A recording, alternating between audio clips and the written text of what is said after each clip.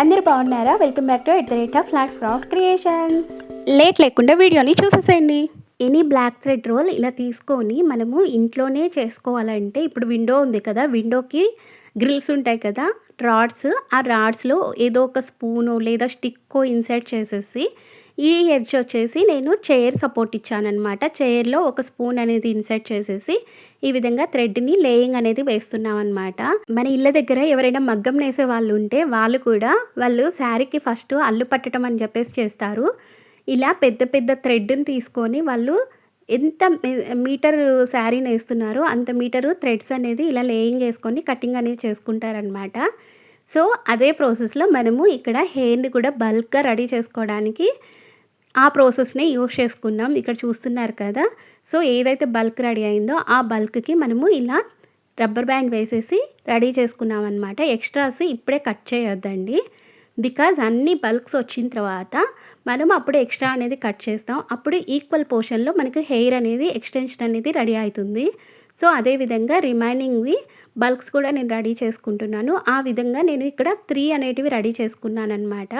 So 4th one ready చేశాను, కానీ దాంతో మీకు బంచ్ చేసి చూపిద్దాం అనుకున్నా, బట్ టైం లేక ఇక్కడితో ఎండ్ చేశాను అనమాట. చూస్తున్నారు కదా, ఈ విధంగా అన్ని పోర్షన్స్ మనం ఏవైతే బల్క్స్ రెడీ చేసుకున్నాం కదా, అన్ని పోర్షన్స్ దగ్గరికి పెట్టేసుకొని ఇలా హెయిర్ని కోంబ్ అనేది చేస్తున్నాను అనమాట. ఇలా కోంబ్ చేయటం వల్ల ఏమన్నా మిడిల్లో ఎక్స్ట్రా థ్రెడ్స్ ఏమన్నా ఉంటే మనకు రిమూవ్ అయిపోతాయి. సేమ్ మనం హెయిర్ని ఎలా అయితే హ్యాండిల్ చేస్తామో దీన్ని కూడా అలాగే హ్యాండిల్ చేయండి. ఇదైతే ఇంకా డిఫికల్టీ అనమాట, చుక్కు పడిపోతూనే ఉంటుంది. చూస్తున్నారు కదా. ఇప్పుడు ఫైనల్గా నేను ఎక్స్ట్రాస్ అనేది రిమూవ్ చేస్తున్నాను. మీకు ఎందుకు ఫస్టే కట్ చేయొద్దన్నానంటే, సో 1 పోర్షన్ కట్ చేస్తూ వచ్చామంటే అంత హెయిర్ అప్ అండ్ డౌన్ అయిపోతుంది కదా, ఆ టైంలో మళ్ళీ మనకు స్మాల్ హెయిర్ ఎక్స్టెన్షన్ అనేది రెడీ అయిపోతుంది. అలా కాకుండా ఫైనల్గా కట్ చేసామంటే మనకు లెంతీ ఉన్న ఎక్స్టెన్షన్ అనేది మనం రెడీ చేసుకోవచ్చు. సో నేను ఇది రెడీ చేస్తుంటే నాకు రియల్ హెయిర్తో రెడీ చేసినట్టే అనిపించింది అనమాట. సో మీరు ఆల్రెడీ షార్ట్లో క్లిప్ చూసుంటారు కదా, ఎంత ఫైన్గా వచ్చిందో కదా. సో ఇప్పుడు నెక్స్ట్ ప్రాసెస్ ఏంటి, ఇప్పుడు ఈ విధంగా కోమ్ చేయటం వల్ల లోపల ఉన్న చిన్న చిన్న థ్రెడ్స్ ఏమన్నా మనం నాట్ వేనట్టు ఉంటాయి కదా, అవన్నీ రిమూవ్ అయిపోతాయి అనమాట. అందుకోసం ఆ కోపింగ్ చేసాము. ఇక్కడ చూస్తున్నారు కదా, అన్ని బల్క్స్ని మనము జాయింట్ చేసుకొని 1 రబ్బర్ బ్యాండే టై చేస్తున్నాము. ఇంకొకటి అబ్జర్వ్ చేశారా, పై పోర్షన్ అయితే ఎడ్జెస్ నేను కట్టే చేయలేదు. సో డౌన్ సైడ్ ఒకటే నేను ఎడ్జెస్ కట్ చేశానమాట. అప్ సైడ్ పోర్షన్ ఏదైతే ఉందో అక్కడ మనము బన్ టైప్లో మనం రెడీ చేసుకోవచ్చు, లేదా ఫ్లవర్స్లో డిజైన్ చేసుకోవచ్చు. సో అందుకోసమని ఆ పోర్షన్ అనేది నేను అక్కడ కట్టే చేయలేదు. అండ్ ఇప్పుడు చూసారు కదా, ఏవైతే మనము 1 జాయింట్గా బల్క్ రెడీ చేసుకున్నామో ఆ బల్క్ నుంచి 3 పోర్షన్స్ అనేది నేను డివైడ్ చేసుకున్నాను. అండ్ డివైడ్ చేసుకొని ఫైన్గా పైననే కోంబింగ్ ఇచ్చానమాట.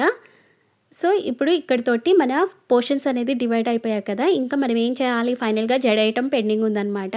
అది కూడా నేను ఎలా వేసేస్తానని చూడండి. ఇక్కడ నేను 3 పోర్షన్స్కి ఇలా రబ్బర్ బ్యాండ్ వేసుకున్నా, ఎందుకంటే చుక్కు పడకుండా ఉండటం కోసము. సో ఫైనల్గా మనం జడ ఎలా అల్లుకుంటామో ఆ విధంగా ఇక్కడ జడ అల్లేస్తున్నాను అనమాట. అది కూడా సపోర్ట్ చూడండి, దివానా ఉంటుంది కదా, దివానాకి అక్కడ క్లిప్స్ పెట్టేసి జడ అనేది నేను అల్లేస్తున్నాను అనమాట. సో దీన్ని మనము వరలక్ష్మి వ్రతము, ఏదైనా ఫంక్షన్స్, ఫెస్టివల్స్, లేదా ఏదైనా సమ్మర్లో పిల్లలు కొండి వేసుకొని జడేసుకుంటారు కదా, వాటికి కూడా యూస్ చేసుకోవచ్చు అనమాట.